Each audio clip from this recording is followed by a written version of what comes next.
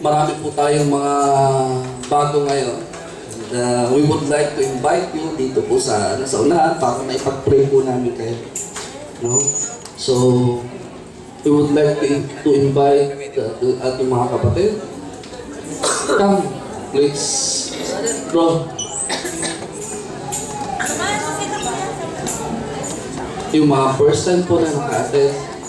Let us, brothers and sisters,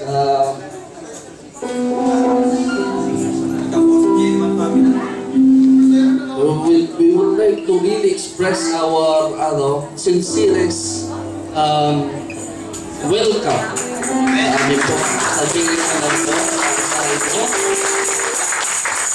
Kami po itunay na nagalak kay Lord at truly siya ay faithful sa buhay niyo.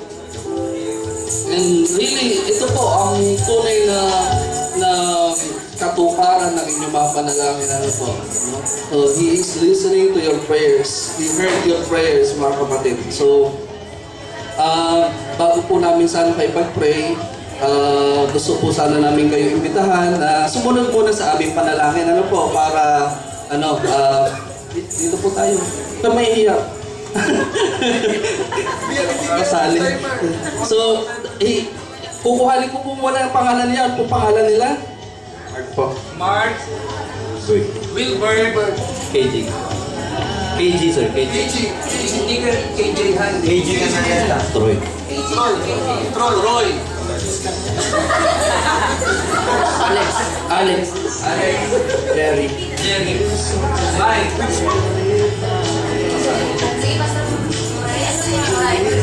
Ulit. Mark, Wilbur, KG, Troy, Alex. Ay, si Elias pala. Ay, si ano pa? Si Vera. Kala ko ha. Makakalisod kayo ha. Sa lahat, kakanta kayo. Actually, mag-sing and dance. Dapat mayroon. Si Vera, si Elias, si Mike. Pasensya na po kayo kasi ako po makakalimutin sa pangalan. Ako po ay may tauhan for 20 years up to now, nakakalimutan ko yung pangalan niya. Opo, 20 years ko siyang kasama pero buti na lang yung asawa ko, hindi nakakalimutan yung pangalan. So, Ano pangalan ng asawa niyo? Connie. Hindi po yung asawa ko. Pwede po bang hilingin po namin na samahan niyo kami sa panalangin? Po? Okay. So, mga kapatid, meron po. Rex. Okay po. So, sunod lang po kayo sa panalangin na po. Samahan niyo rin po kami, mga kapatid.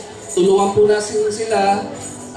Let us open their lives kay Lord, upang sila ay natuntun na po nila yung daan papunta dito. And we should pray for them always, mga kapatid natin, na ito ay hindi lang umpisa, kundi ito ay tuloy-tuloy na, tuloy-tuloy na po ito sa buhay nila. Po, hallelujah. Holy Father, sunod po kayo. Holy Father, we come to you in the name of your Son, Jesus. And we acknowledge, Lord, that apart from your Son, we are nothing. We are sinners. Makasalanan po kami. Patawarin mo po kami, Ama, sa aming mga kasalanan. Through your Son, Jesus. Accept our repentance. Yung mga kasalanan naming nagawa, pamula pagkabata, Ama. Yung consciously at unconsciously na sin. Na naisip namin. Nagawa, Lord. Patawarin mo po. Through your Son, Jesus. Linisin mo po kami. ng banal na dugo ng banal na dugo ng iyong anak na si Jesus. ng iyong anak na si Jesus. At isulat mo po, Ama, At isulat mo po, Ama, ang aming pangalan ang aming pangalan sa banal na aklat sa banal na aklat. at huwag mong hayaang mabura At huwag mong hayaang mabura hanggang sa iyong pagbabalik. hanggang sa iyong pagbabalik. We pray this in Jesus' name. We pray this in Jesus' name. Amen. Kami nalaman Amen. po. Nalaman po mananalangin. Lord, narito po ang aking mga kapatid na tumanggap sa iyo. I know, Lord, may plano ka sa buhay nila. You have a great plan for their lives, oh God. That's why you brought them in. This is just the beginning of all those plans of your perfect plan, oh God, in their lives.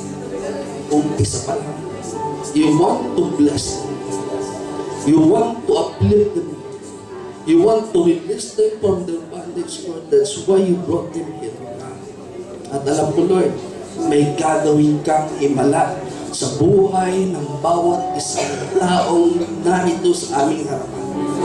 We pray, O Father, that the Holy Spirit, O God, will continue to transform their life, give them wisdom, protect them, Lord, guide them always.